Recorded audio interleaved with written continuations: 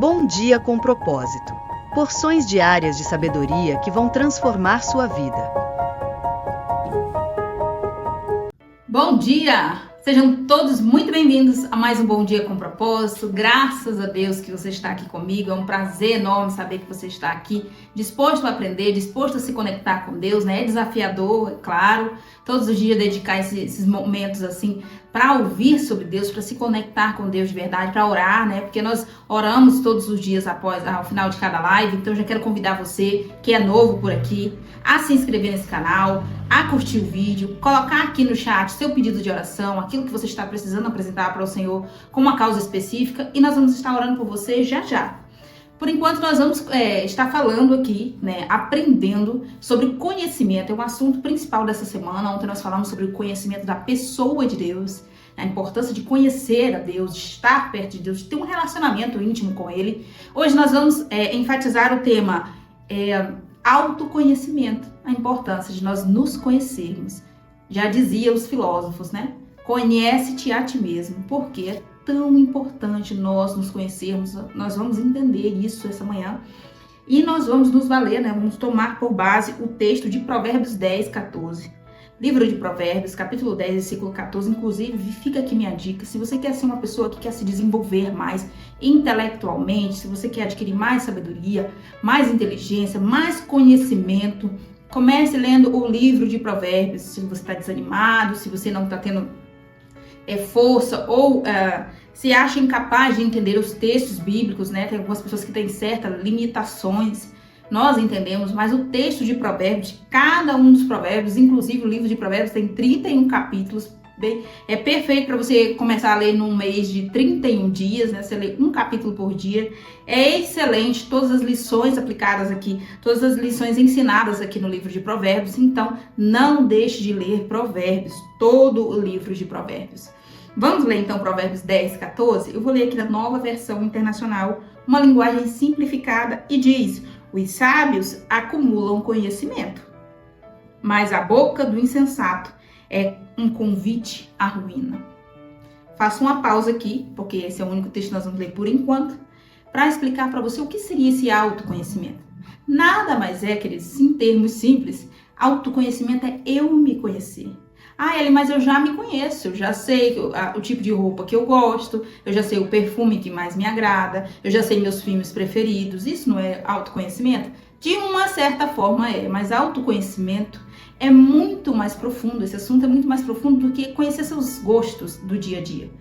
O autoconhecimento que eu estou enfatizando aqui, explicando para você nessa manhã sobre a importância de você buscar constantemente se conhecer, é entender você no campo emocional, entender por que você toma determinadas decisões em determinado momento, por que você tem determinados hábitos ou vícios, e como é em que eu adquiro o autoconhecimento, como é que eu mergulho nesse universo, como é que eu exploro essa parte de mim. Será que eu não estou me conhecendo já? Você vai explorar isso através do conhecimento, através de livros, através de cursos, através até mesmo de filmes. Você vai começando a se mapear, sabe? Começando a fazer perguntas para você mesmo. Por que eu falei aquilo para o meu filho? Por que eu falei aquilo para aquela pessoa? Por que eu não consigo dizer não? A quem eu temo? Do que eu tenho medo? Comece a mapear, comece a se questionar, comece a escrever. Lembra dos diários, quando a gente, no nosso tempo de infância, né? Hoje em dia não tem mais. Mas a gente, era comum, principalmente as garotas, né? Ter um diário, que aí a gente ia colocando ali nossas confidências. De uma certa forma, o diário, ele tinha um poder terapêutico. Por quê? Porque quando eu escrevo, eu estou colocando para fora tudo que está bagunçado aqui dentro da minha mente. E eu não consigo organizar só os pensamentos. Eu preciso colocar para fora. Eu preciso falar para alguém aquilo que está se passando aqui dentro de mim. E às vezes, por não ter uma pessoa de confiança, um confidente, se eu tiver um diário e colocar ali todas as minhas emoções, todos os meus sentimentos naquele momento, eu consigo depois ler e vislumbrar aquilo que eu escrevi. Ou seja, eu consigo ter uma outra visão de mim mesma. Por isso a escrita é tão importante. E eu recomendo que você adote aí um caderninho, uma agenda confidencial sua, para você ir anotando seus questionamentos durante o dia. Por quê? Se você não anota, você esquece e você acaba negligenciando essa jornada de autoconhecimento. O autoconhecimento nunca termina. É uma jornada que se inicia no A e não termina no Z. Ela é infinita. quando você estiver idoso, já nos seus últimos suspiros de vida, você vai ainda estar se conhecendo e descobrindo coisas sobre você que você não sabia.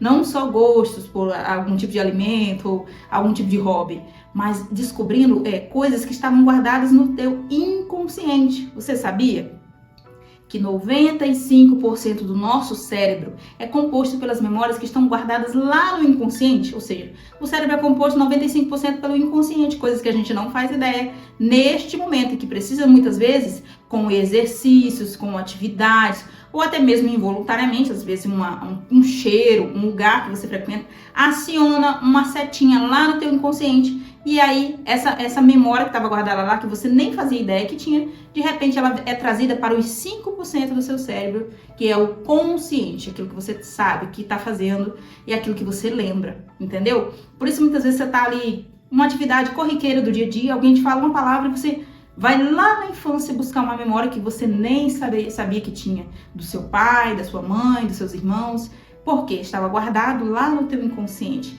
Entende? Porque o processo de autoconhecimento, ele deve ser uma busca constante e ele nunca acaba. Você está sempre evoluindo, sempre crescendo. Por quê? À medida que eu me conheço, eu aprendo a gerenciar, melhor dizendo, as minhas emoções, as minhas decisões, as minhas opiniões e as minhas palavras e os meus pensamentos. Por exemplo, as pessoas que têm muita dificuldade de dizer não, ela diz sim para tudo, aceitam ser explorada, extorquida, humilhada. Enfim, essas pessoas dificilmente conseguem parar sozinhas, né, sem uma ajuda profissional, conseguem parar para se questionar, poxa, mas por que eu não consigo dizer um não? Por que eu sofro na hora que eu tenho que dizer um não para quem? Por que eu tenho que tentar agradar todo mundo? Enfim, esses e outros questionamentos você precisa fazer e você só vai descobrindo, só vai percebendo, conseguindo enxergar isso em você mesmo, buscando o autoconhecimento através de livros, através da própria Bíblia, porque a Bíblia, você consegue enxergar nela, através do estudo diário, o padrão do caráter de Deus. Como é que Deus se importa, como é que Deus pensa, o que Deus pensa a nosso respeito, como Ele gostaria que nós agíssemos, pensássemos, né, falássemos. Então, quando você vai entendendo o caráter de Deus, você também vai começando a se questionar, a se perceber. Será que eu agiria assim? Será que eu agiria como agiu esse tal profeta? Será que eu também teria tido esse tipo de pensamento em meio a esse desafio que essa pessoa passou? Consegue entender? Eu vou ler mais um texto bíblico com você para melhor contextualizar isso que a gente está falando essa manhã. Que você está pensando que a Bíblia não fala de autoconhecimento? Fala sim. A Bíblia tem resposta para tudo. Basta ter paciência, procurar, estudar, pedir discernimento de Deus, que a gente encontra. Você vai abrir aí na primeira carta à igreja de Coríntios. Primeira carta aos Coríntios, nós vamos ler a partir do capítulo 13, perdão. 1 Coríntios 13, se você puder abrir comigo, nós vamos ler agora mesmo o versículo 11, onde Paulo está falando sobre o amor e está falando sobre uma experiência pessoal dele. Está falando sobre o amor enquanto emocionalmente, né, enquanto sentimento, e ele vem dizendo no versículo 11: quando eu era menino, falava como menino, pensava como menino e raciocinava como menino. Quando me tornei homem, deixei para trás as coisas de menino. Perceba que esse texto não é um texto solto, aleatório e vago. Ele tem um sentido, ele tem um contexto. Paulo aqui expressou toda a explicação sobre o amor é bondoso, um amor misericordioso, tudo sofre, tudo crê, tudo espera. Você pode ler o capítulo 13 depois sozinho, todinho para você entender. E aí quando ele vai terminando, vai fazendo um desfecho de todo esse ensinamento sobre o amor, ele vem dizendo: quando eu era menino, me comportava como menino, pensava como menino. Quando me tornei homem, deixei para trás as coisas de menino. Não penso, não faço e não ajo mais como menino. Ou seja, eu amadureci, eu evoluí. Eu descobri que eu não posso fazer birra por qualquer coisa. Eu não posso me sentir ofendido por qualquer comportamento das pessoas. Ou seja, eu preciso ter uma blindagem emocional no meu coração, na minha mente. Eu preciso me entender, não ficar com raiva por qualquer coisa, não pirraçar com as pessoas. Sabe aquela pessoa que ela acha que tudo gira em torno dela, tudo que alguém tá falando, se alguém falar baixinho, tá falando mal dela. Se alguém olhar para ela diferente, tá pensando mal dela. Ou seja, é tudo sobre ela e às vezes não é, e quase sempre não é, porque a maioria das pessoas está ocupada cuidando da própria vida, dos próprios problemas, das próprias preocupações, das próprias dores. E quando você entende isso, que ninguém vive em função de você 24 horas, ocupado demais, te criticando, te julgando, ou fofocando, ou falando mal de você, quando você entende isso, você para de se comportar como um menino, como disse Paulo, agora passa a se comportar como um homem, ou seja, como pessoa madura, como mulher madura, como homem maduro. Tem um livro que eu quero deixar aqui a recomendação para você, que vale a pena você dar uma lida depois. Se não puder comprar o livro físico, compre ele em livro digital. Você pode ler no seu celular ou no seu computador, que se chama A Isca de Satanás. Acho que é do John Bevere, um autor, acho que é americano. Mas é um livro maravilhoso, ele vai falar exatamente disso, do nível de imaturidade quando nós nos deixamos levar pelas nossas emoções feridas, quando nós nos deixamos levar pelas nossas ofensas, pelas nossas bobagens, pelos nossos exageros, né? É claro que uma determinada palavra que uma pessoa falou, de um trauma que você viveu no passado e acionou um gatilho em você, você pode sim se sentir ofendido, pode ter doído e ficar ali perdurando essa dor por vários dias. Você não é um robô, você vai sentir sempre a dor, vai ter sempre as suas memórias aí, elas não serão apagadas, não adianta você orar para tentar apagar isso, porque não tem como, né? Deus não faz esse tipo de coisa, isso seria ferir as leis que Ele mesmo criou. Então Deus não apaga a memória de ninguém. E então, esse livro, ele vai te ensinar sobre isso, essa blindagem que você precisa ter de amadurecimento, de maturidade, parar de se portar com coisas tão pequenininhas que às vezes tomam demais o nosso tempo, na nossa mente, nos nossos pensamentos e no nosso coração. E quando a gente está aí gastando nossa energia com essas coisas de menino, a gente está deixando de aproveitar as boas experiências da fase da maturidade, entende? O porquê do poderoso autoconhecimento. Entende por que o apóstolo Paulo despertou aqui a igreja de Coríntios? Irmãos, tomem cuidado com isso, fiquem atentos. E ele vem em seguida no versículo 12, e agora, pois, vemos apenas um reflexo obscuro, como em espelho, mas então veremos face a face. Agora conheço em parte, então conhecerei plenamente, da mesma forma como sou plenamente conhecido. De que ele está falando aqui? Nós conheceremos o nosso Senhor, nosso Deus, face a face. Nós ainda teremos essa clareza, esse pleno entendimento da pessoa de Deus. Por enquanto, está um pouco obscurecido. E ele diz no versículo 13, assim permanece agora os três, a fé, a esperança e o amor. Abrindo um parênteses aqui só para falar sobre o amor não é aquela paixão flamejante que eu vejo uma pessoa na fila do banco, me apaixono por ela e digo que foi amor à primeira vista. Não, isso aí é um sentimento passageiro, é a paixão. Ela vem e acende, arde mesmo, e ela dura, ela tem prazo de validade. O amor não é isso, não confunda. O amor bíblico aqui falando, o amor de Deus, né? O amor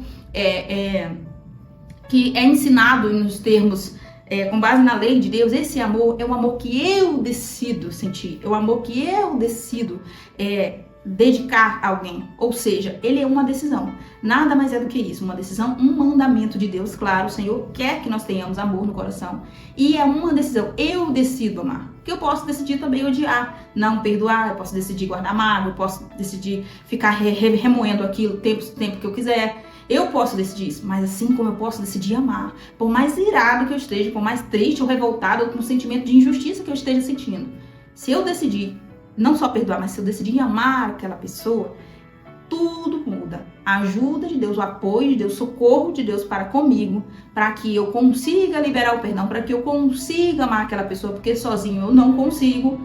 E aí, a minha percepção contra aquela pessoa que era de inimigo, de pessoa perversa, de tudo de ruim, que possa a pessoa ter me prejudicado de uma certa forma, tudo muda, essa percepção muda. Por isso, fechando aqui esse parênteses, fica aqui a minha explicação sobre o amor, para você entender que o amor não é, eu não tô sentindo vontade não tô amando fulano, agora eu só odeio. Não, eu decido, eu tomei a decisão de amar. E dia após dia eu vou construindo esse desejo, eu vou pedindo o apoio de Deus, o socorro de Deus, porque reconhecendo que sozinho eu não consigo.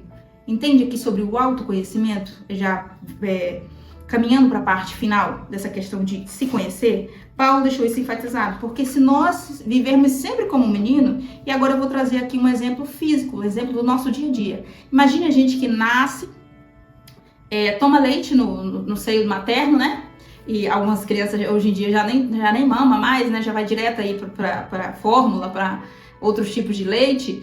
Imagina, a gente toma aquele alimento ali líquido, né, pastoso por um bom tempo, porque nasce, né, não tem dente, todos os órgãos ainda estão terminando de se desenvolver.